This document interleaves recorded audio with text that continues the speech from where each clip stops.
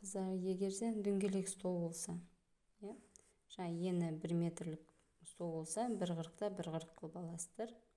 Сосын ортасын анықтайсыздар, бүктеп, тақ ортасын аласыздар. Сонымен жаңа 1,40 болса, егер негізі столдың диаметрі 1 метр болса, айналасына 20-20 сантиметр түседі, ол 1,40 болады. Соны 70 сантиметр санайсыздар да, сөйтіп домалақ сызып шығасыздар. Осыны сосын кесіп аласыздар.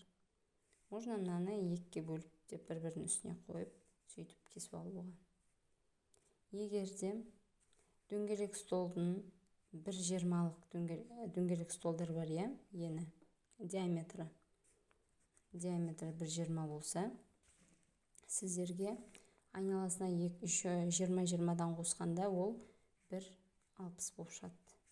1,60 диаметр болып шығады. Оны қалай істейсіздер? Например, сіздерде 40.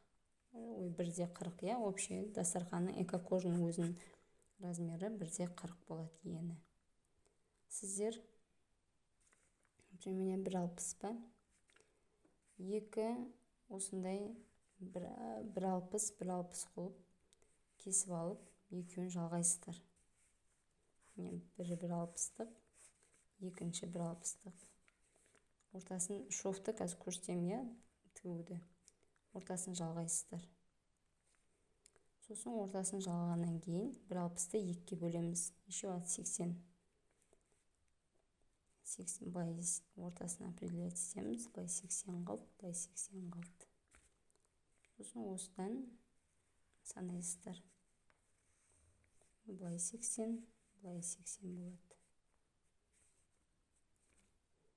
Ортасында шовты үйретемін. Қалғандарын кесіп тастайсыздар.